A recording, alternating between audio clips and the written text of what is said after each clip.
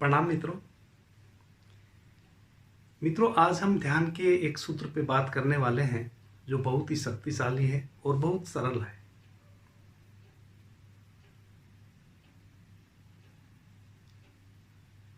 आपके जीवन को खुशियों से, आनंद से, परमानंद से भर देने वाला है।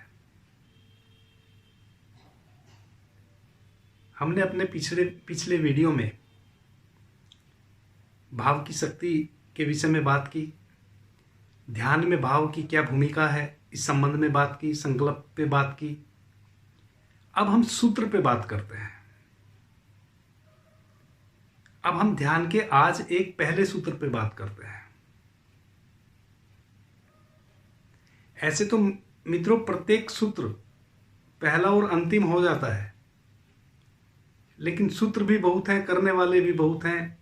किन्हीं को कोई सूट करेगा, किन्हीं मित्रों को कोई सा सूत्र सूट करेगा, इसलिए बहुत सारे सूत्रों पे मैं बात करने वाला हूं। आज मैं पहले सूत्र पे बात करूंगा और बहुत महत्वपूर्ण सूत्र पे बात करूंगा। मित्रों, हमारी जो यह सीरीज चल रही है ध्यान की, इस सीरीज का हमने नाम रखा है प्रत्येक कार्य को करते हुए ध्यान कैसे करें, यानी कि अपने प्रतिदिन के एक एक कार्य को ध्यान से कैसे जोड़ें। मित्रों, एक छोटी सी कहानी से हम आज के सूत्रों पे बात करते हैं। मित्रों, जंगल में एक संत रहते थे। उनके पास दर्जनों उनके शिष्य थे जो साधना की यात्रा के लिए आए थे, यात्री थे, ध्यान सीखने आए थे। उनमें से कुछ शिष्यों को धूम्रपान करने की आदत थी और गुरुजी की तरफ से सख्त निर्देश था कि मेरी कुटिया में जो प्रवेश कर जाएगा वह धूम्रपान इत्यादि सब विकार अपने बाहर ही छोड़ के आए, यहां कोई धूम्रपान नहीं कर पाएगा। अब जिज्ञासु तो थे, कई दिनों तक अपने आप को संभाला, धूम्रपान नहीं किया, लेकिन लत जोर पकड़ती थी। सारा जोर जब भी ध्यान में बैठते तो धूम्रपान करने का ही भाव जगता रहता, इसलिए ध्यान में भी प्रवेश नहीं हो रहा था।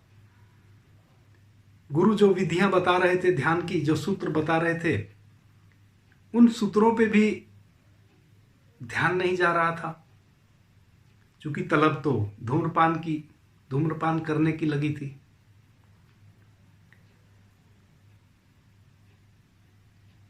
मित्रों, जब तक कोई चीज स्वभावतः हमसे छूट ना जाए, हम उसको अगर जबरदस्ती छोड़ने की कोशिश करेंगे तो हमारे पूरे जीवन को ही वह विषाद से भर देती है।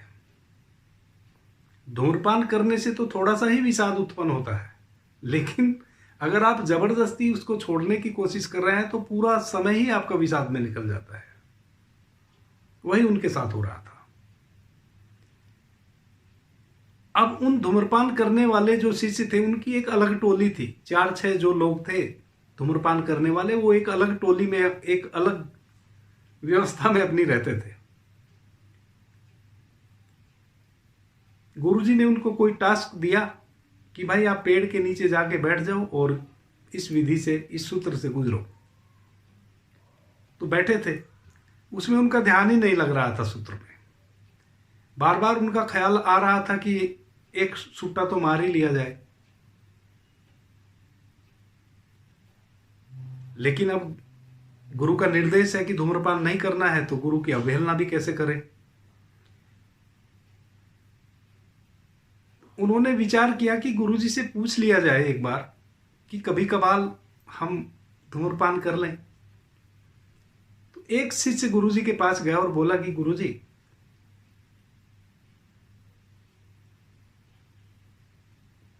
क्या मैं ध्यान करते हुए धूम्रपान कर सकता हूं? गुरुजी बोले नहीं कर सकते। मायूस चला आया। बाकी मित्रों ने पूछा, क्या कहा गुरुजी ने और तूने क्या पूछा? तो उसने कहा कि मैंने पूछा क्या मैं ध्यान करते हुए धूम्रपान कर सकता हूं? तो गुरुजी ने मना कर दिया। सूत्र पकड़ में आ गया उनमें से एक मित्र को, और अब वह बोला कि मैं अब गुरुजी से इजाजत लेके आता हूं। और वह गुरुजी के पास गया और उसने कहा कि गुरुजी क्या मैं धूम्रपान करते हुए ध्यान कर सकता हूं? पहले ने पूछा था क्या मैं ध्यान करते हुए धूम्रपान कर सकता हूं, तो गुरुजी ने मना कर दिया था। अब दूसरे शिष्य ने पूछा क्या मैं धूम्रपान करते हुए ध्यान कर सकता हूं? जस्ट उल्टा। गुरुजी बोले ऑफ कोर्स, बिल्कुल कर सकते हो। प्रत्येक कार्य को करते हुए आप ध्यान कर सकते हो, यानी कि प्रत्येक कार्य को ध्यान से जोड़ सकते हो। बस गुरुजी के कमरे से निकला और पॉकेट में से अपना धूम्रपान का जो सामान था निकाला और सुट्टा मारते हुए वो पहुंचा। बाकी मित्र उसको देख के बड़े खुश हुए कि भाई गुरुजी ने इजाजत दे दी। और फिर उस दिन जो धुआंधान हुई, खूब मन भर के उन्होंने धूम्रपान किया। मित्रों, यह कहानी मैं इसलिए कह रहा हूं, ध्यान करते हुए तो हम नहीं कुछ कर सकते हैं, लेकिन कुछ भी करते हुए हम ध्यान कर सकते हैं।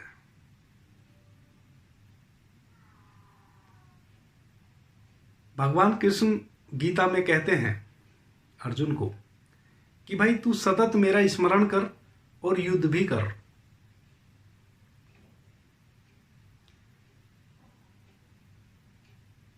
युद्ध भी कर और सतत मेरा स्मरण भी कर। अर्जुन को यह बात ख्याल में नहीं आई, यह कैसे संभव है कि भाई युद्ध भी करूं और आपका स्मरण भी करूं। दोनों में से कोई एक कार्य ही एक साथ हो सकता है। युद्ध करूंगा तो स्मरण खो जाएगा, स्मरण करूंगा तो युद्ध खो जाएगा। और भगवान कृष्ण कहते हैं कि जो सतत मेरा स्मरण करते हैं वह मुझे अति प्रिय हैं, वह मुझे अति से प्रिय हैं।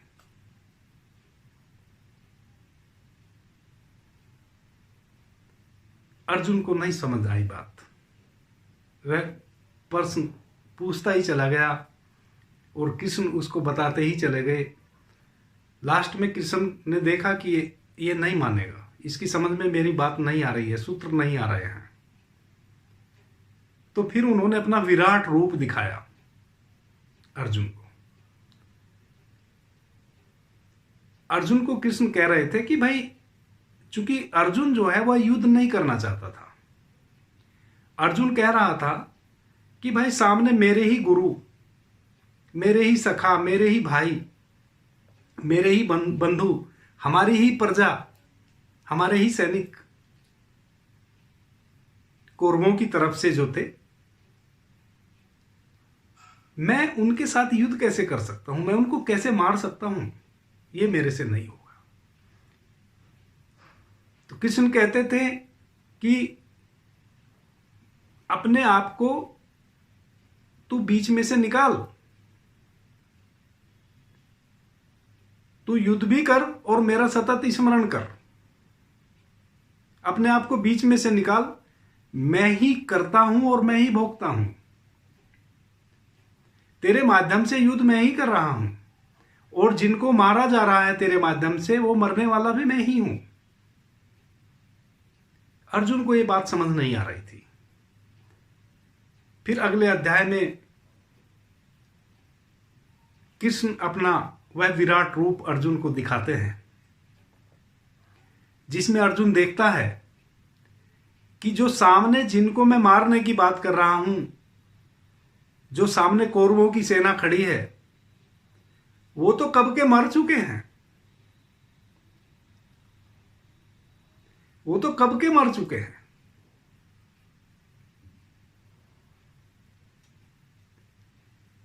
उनके मरने की घटना तो पहले ही घट चुकी, अब तो सिर्फ उसकी पूर्ति भर करनी है।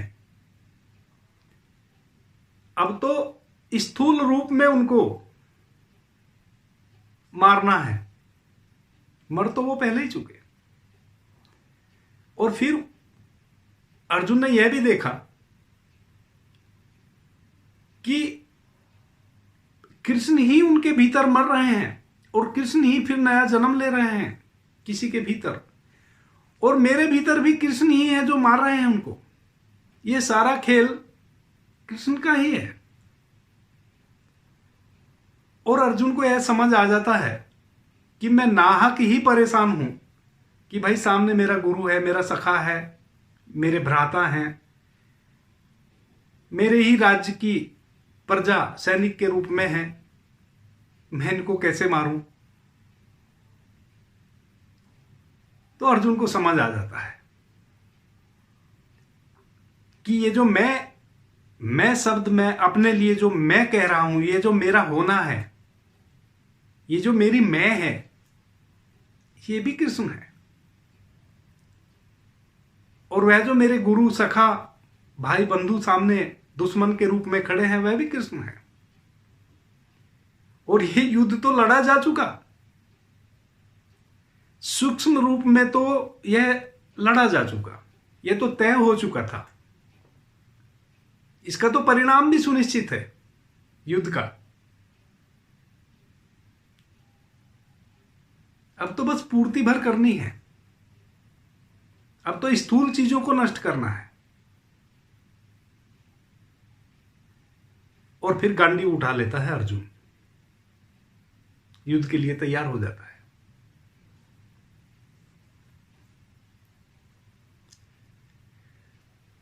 मित्रों, यही सूत्र है।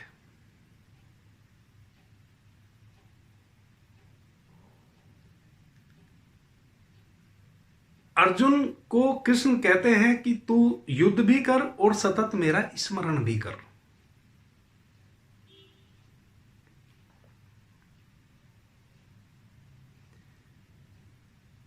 अर्जुन को यह बात समझ तब आती है जब कृष्ण अपना वह विराट रूप उसको दिखाते हैं और वह देखता है कि सूक्ष्म रूप से तो सब पहले ही मारे जा चुके हैं।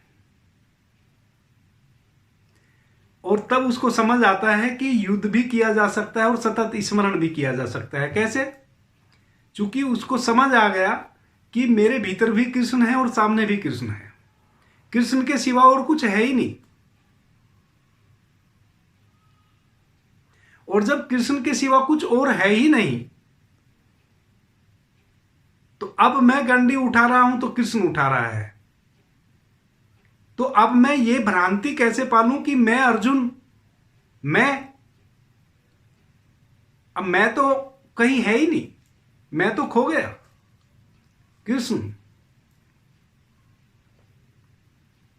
तो अब मैं इस भ्रांति को कैसे पालूं कि मैं अर्जुन, मैं लड़ रहा हूं, मैं मार रहा हूं।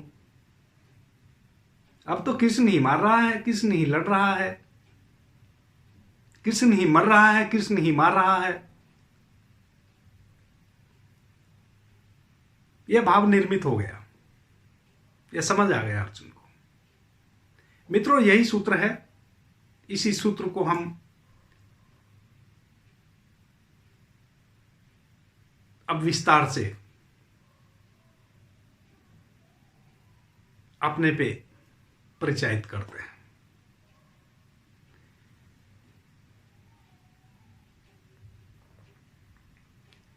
मित्रों, सुबह हम निद्रा से जगते हैं।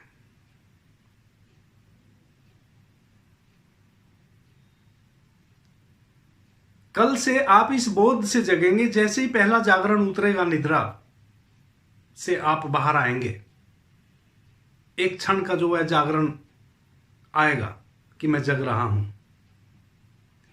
वहीं से आप इस भाव के साथ जगेंगे कि आज फिर मेरा प्यारा जग रहा है, आज फिर कृष्ण जग रहा है।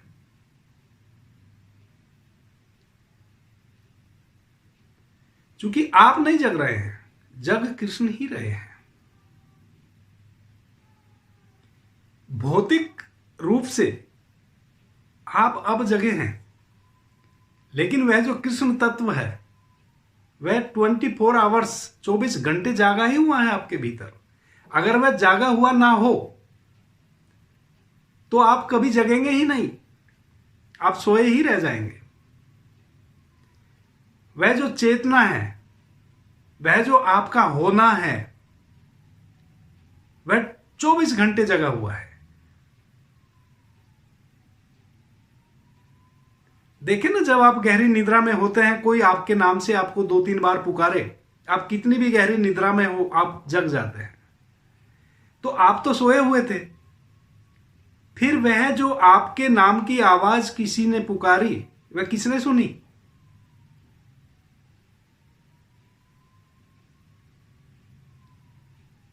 कोई तो सुनने वाला था, आप तो सोए हुए थे, लेकिन कोई जागा हुआ था जिसने सुना और आपको जगाया कि भाई कोई आवाज लगा रहा है। वही कृष्ण तत्व है।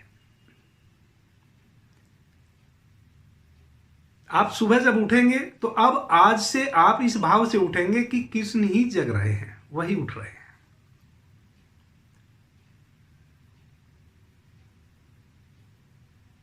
आप बाथरूम जाएंगे, कृष्ण को पेशाब लगा है।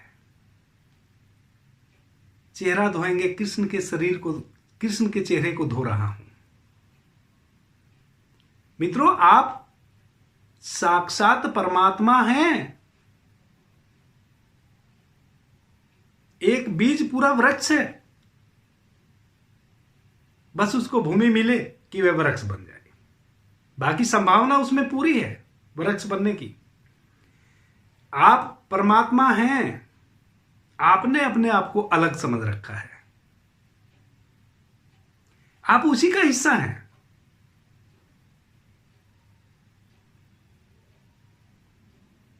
जैसे हम समुद्र से एक चम्मच में उसका जल निकाल के ले आए, वह पूरा समुद्र है, सूक्ष्म रूप में है, छोटे रूप में है, लेकिन है समुद्र ही।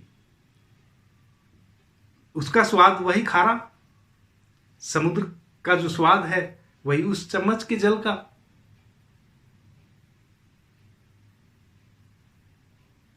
आप परमात्मा से अलग हो कैसे सकते हैं जब उसी ने आपको बनाया है?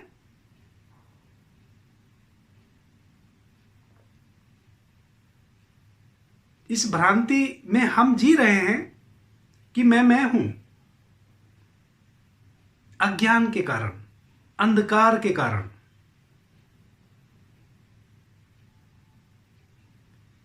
यह सूत्र आपको प्रकाश से भरेगा। यह सूत्र आपको आपकी निजता में प्रवेश करवाएगा। यह सूत्र आपको आत्म दर्शन देगा। यह सूत्र आपको आपके उस कृष्ण से जोड़ेगा, उस परम पिता से जोड़ेगा, जो आपके भीतर एनी टाइम 24 घंटे जागा हुआ है। वही है जो आपको संभाले हुए है। तो आप इस भाव से उठेंगे कि कृष्ण जग गए, और पहला प्रणाम कृष्ण को वहीं कि हे प्रभु, मैं आपको प्रणाम करता हूं। बाथरूम गए, कृष्ण बाथरूम जा रहे हैं। स्नान किए, कृष्ण को नहला रहा हूं। माताएं बहनें उठती हैं, घर में झाड़ू लगाती हैं, तो घर,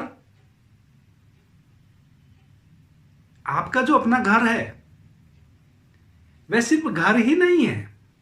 अपनी मान्यताओं को चेंज करो। वह मंदिर है। आपके रूप में, आपके बच्चे के रूप में, आपके पति के रूप में, पिता के रूप में परमात्मा ही तो रहते हैं उस घर में। जितना कृष्ण आप में है उतना ही तो सब में भी है। परमात्मा के अतिरिक्त तो और कोई हो भी कैसे सकता है?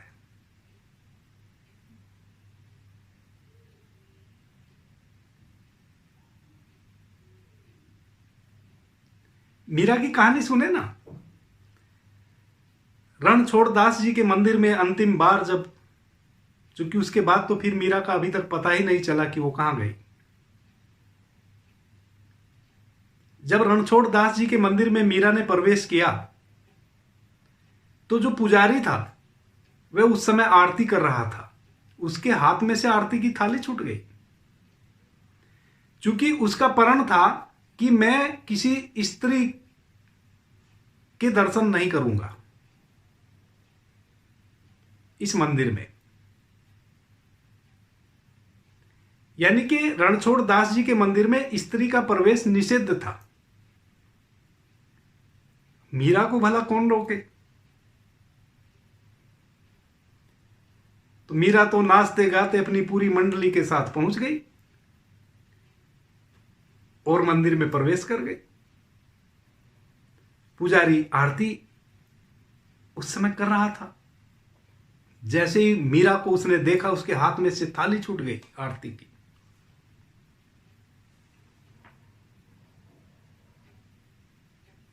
और बोला, ए औरत, बदतमीज औरत, क्या तुझे पता नहीं इस मंदिर में स्त्रियों का प्रवेश निषेध है? तुझे किसने इजाजत दी आने की? मीरा ने क्या कहा? मीरा ने कहा, तो क्या आप भी पुरुष हैं?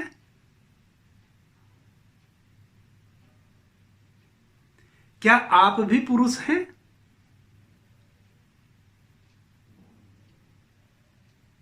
मीरा का एक क्वेश्चन था, प्रश्न था मीरा का उस पुजारी से, क्या आप भी पुरुष हैं?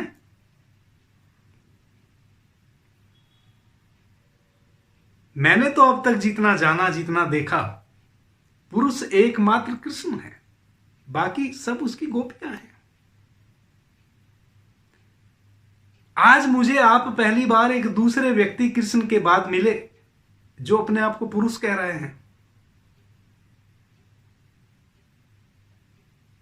मैं तो अब तक समझती थी कि पुरुष तो एकमात्र पुरुषोत्तम कृष्ण है, बाकी तो सब उसकी गोपियां हैं, बाकी तो सब उससे निर्मित है।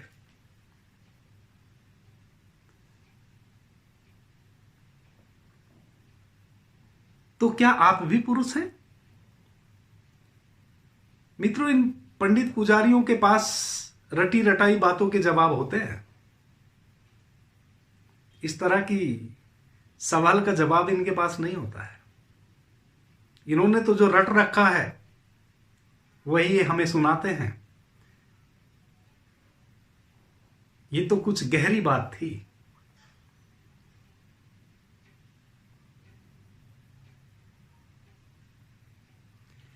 फिर पुजारी को कोई आंसर तो उसके पास नहीं था, उत्तर तो वह नहीं दे पाया। लेकिन जैसा कि सदा से होता रहा है भक्तों के साथ, उसने बाकी सभी को बुलाया और उसको जबरदस्ती मीरा को वहां से निकालने की कोशिश की। मीरा भगवान कृष्ण की तस्वीर के सामने बोली कि आज परीक्षा की घड़ी आ गई है। आज एक और पुरुष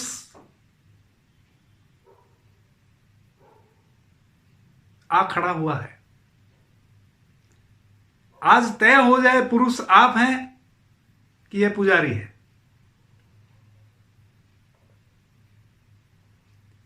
आज परीक्षा हो जानी चाहिए। या तो आप मेरे साथ चलिए यहां से, क्योंकि पुरुष तो अकेले, दो पुरुष नहीं रह सकते इस मंदिर में, एक पुजारी और एक आप। भगवान कृष्ण की मूर्ति को कह रही है मीरा। भाव देखो, कितना उच्च भाव था। मित्रों, मीरा ने भाव से ही परमात्मा को पाया है। मीरा कोई ध्यान वगैरह कुछ नहीं जानती थी, सिर्फ भाव इतना प्रगाढ़ था। और कितनी प्यारी घटना घटती है मित्रों। मीरा कहती है कि या तो मेरे साथ चल और नहीं तो आज मुझे अपने साथ ले ले।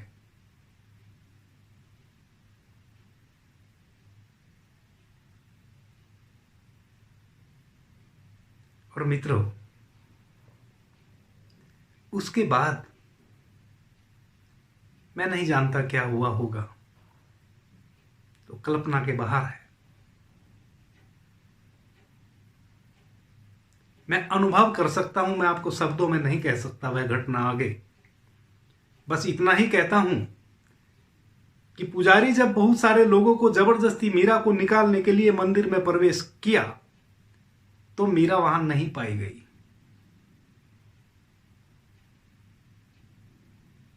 मीरा मंदिर में घुसी, पुजारी से वार्तालाप हुआ, पुजारी मंदिर से बाहर निकला, अनेकों लोगों को इकट्ठा किया और अंदर मीरा बात कर रही थी कृष्ण से, मूर्ति से। और फिर जब मीरा को जबरदस्ती निकालने के लिए मंदिर में प्रवेश किया पुजारी, तो मीरा वहां नहीं पाई गई और उसके बाद फिर मीरा आज तक नहीं पाई गई।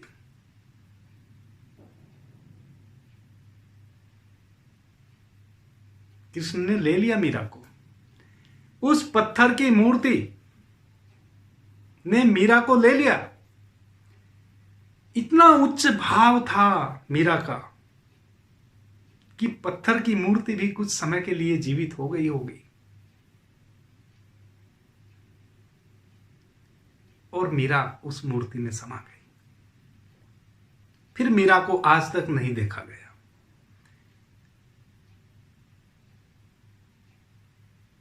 कृष्ण मैं हो गई मीरा। भाव इतना शक्तिशाली है मित्रों।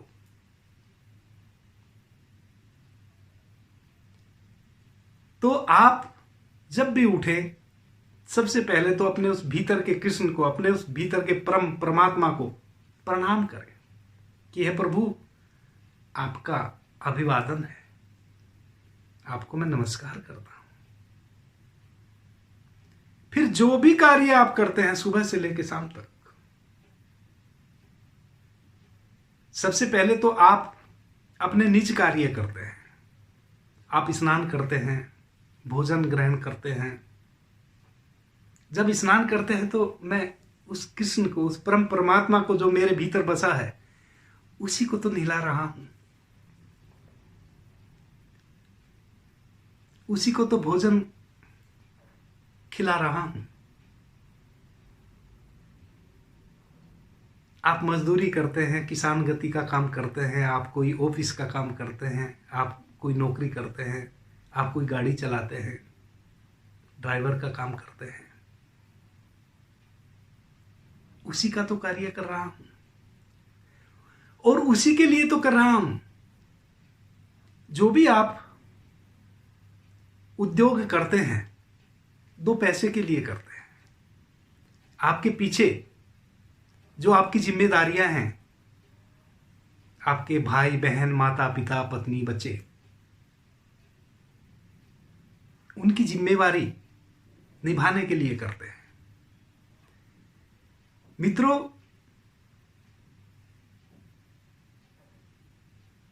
वह भी तो परमात्मा है।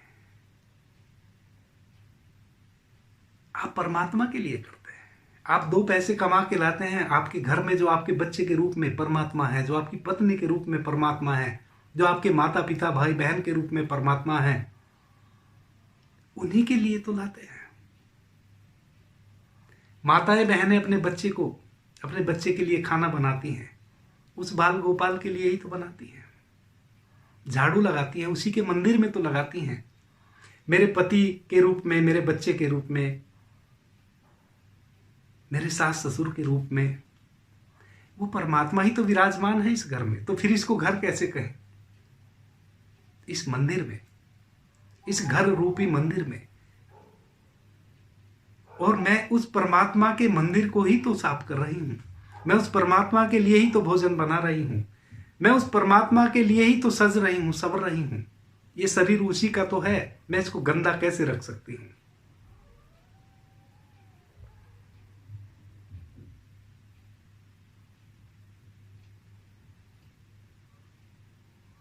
प्रत्येक कार्य वही करता है आपके द्वारा और उसी के लिए होता है।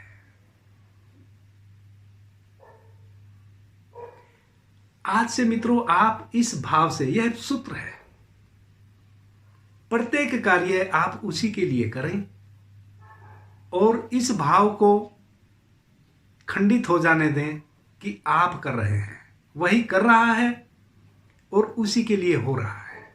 आप निमित्त हैं, आप तो यंत्र हैं उसके।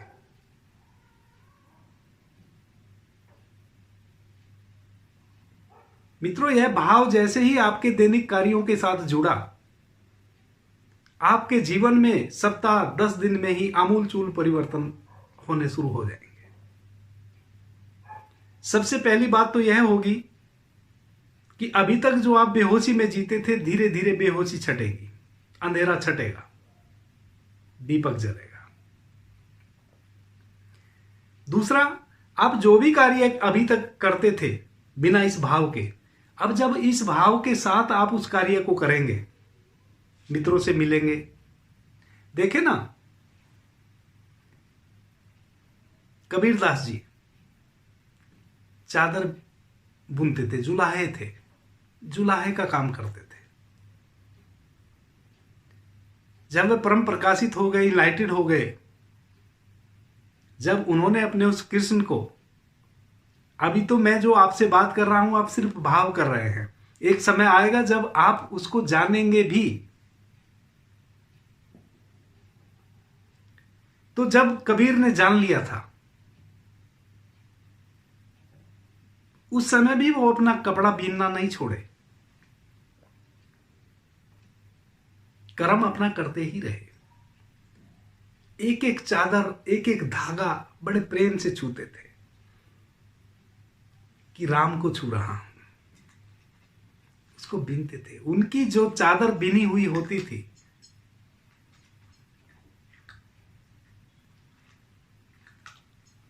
विशेष होती थी, अद्वितीय होती थी, और फिर उसको बाजार बेचने भी जाते थे। ऐसे प्रेम से उसको, अपने अपने ही बुने हुए कपड़ों को ऐसे प्रेम से उठाते, ऐसे प्रेम से रखते, जैसे उनमें प्राण हो। और ग्राहकों को कहते कि राम, तेरे लिए ही बिनी है मैंने ये चादर, बड़े जतन से। कबीरदास के दोहे सुनते हैं ना, झीनी झीनी बीनी रे चदरिया, बड़े प्रेम से बुनी है। एक एक धागा राम से बुनी है। और ग्राहकों को भी राम कह के ही बुलाते थे कि राम चादर ले जा रहा है खरीद के, बड़े जतन से रखना, बड़े प्यार से रखना, मैं तुझे राम ही दे रहा हूं। भाव। मित्रों, कबीरदास जी ने भी भाव से ही परमात्मा को पाया।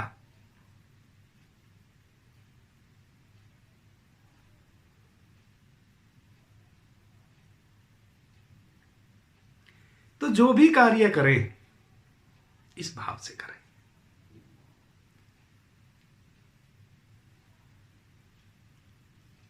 सबसे बड़ा फायदा आपको यह होगा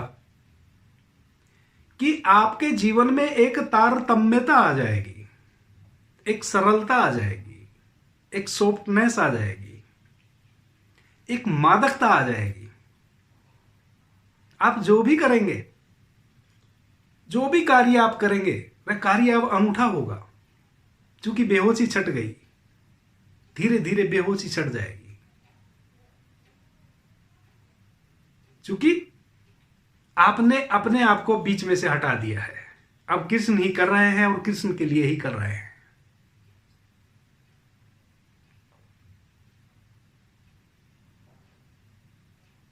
एक सरलता आ जाएगी। और जैसे जैसे मित्रों वह सरलता घनी होगी, तैसे तैसे आप आत्म केंद्रित हो जाएंगे। अभी जो आप सिर्फ भाव कर रहे हैं, फिर आपको धीरे धीरे जैसे जैसे आपका अपने भीतर लौटना होगा, अपने केंद्र पे, तैसे तैसे आपको फिर सच में कृष्ण दिखने भी लगेंगे। फिर आपको प्रत्येक चीज में परमात्मा की झलकियां मिलनी भी शुरू हो जाएंगी। अब मित्रों, हमारा तो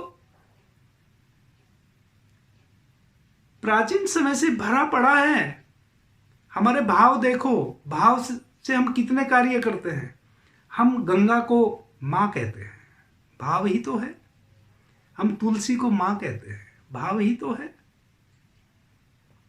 हम अन्न को ब्रह्मा कहते हैं, भाव ही तो है। किन्हीं मनीषियों ने ब्रह्मा को अन्न में जाना है, देखा है। अन्न में ब्रह्मा है। अगर अन्न में ब्रह्मा ना हो तो वह आपको पोषण ही नहीं दे पाएगा। अन्न, वह जो पोषण मिलता है आपको, वो ब्रह्मा ही तो है। इस ब्रह्म को आप धीरे धीरे जानने लगेंगे, आपका साक्षात्कार होने लगेगा। आपका एक एक कार्य किया हुआ अनूठा होगा। आपके एक एक किए हुए कार्य में वह झलकेगा। अभी देखते ना, घर में सब इखरा बिखरा पड़ा रहता है।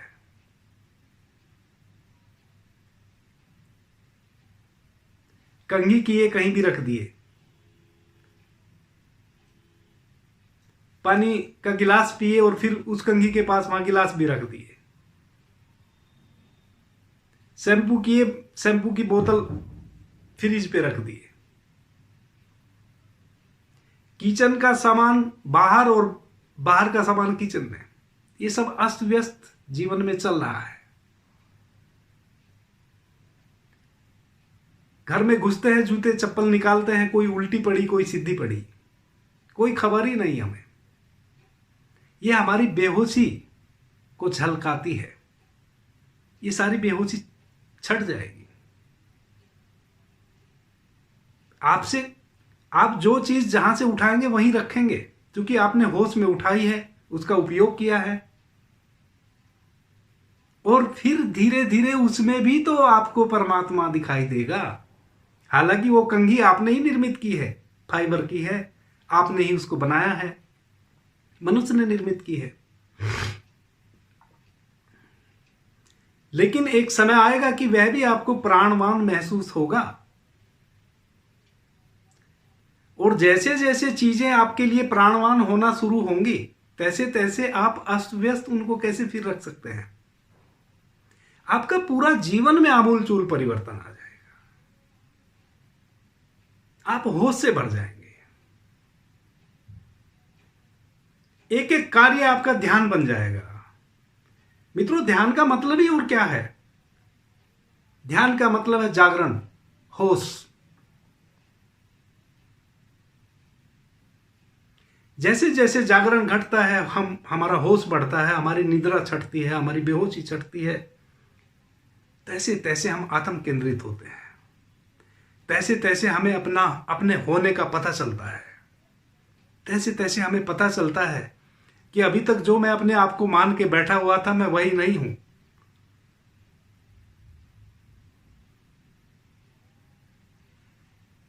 मैं ही हूं ब्रह्मा, क्योंकि मेरे में भी वह ब्रह्म है, छोटे रूप में। वह आकाश है, वह घटाकाश है।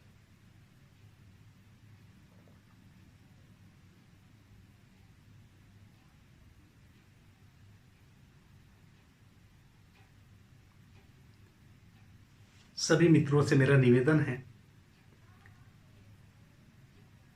अगर यह विधि आपको अच्छी लगती है, आप इसको कर सकें, अपने प्रत्येक कार्य के साथ इस सूत्र को जोड़ें।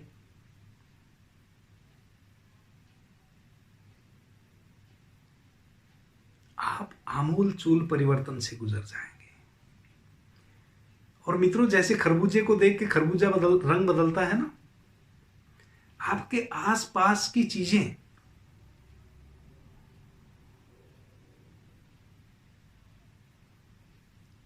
आपने जो एक आवरा अपने चारों तरफ निर्मित कर लिया है भावनाओं का और सद्भावनाओं का,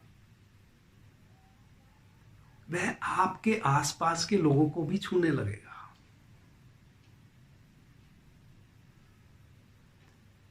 नेगेटिव चीजों की कोई गुंजाइश ही आपके आसपास नहीं रह जाएगी। एक समय आएगा जैसे जैसे आपका भाव प्रगाढ़ होगा, जैसे जैसे प्रकाश फैलेगा, जैसे जैसे अंधकार छटेगा। नेगेटिव चीजें क्या हैं? अंधकार।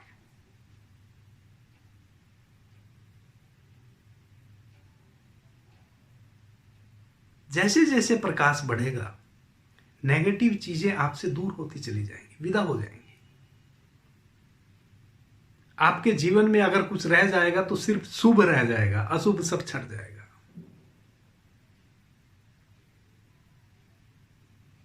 आप सभी मित्रों के शुभ की मैं कामना करता हूं। मैं प्रार्थना करता हूं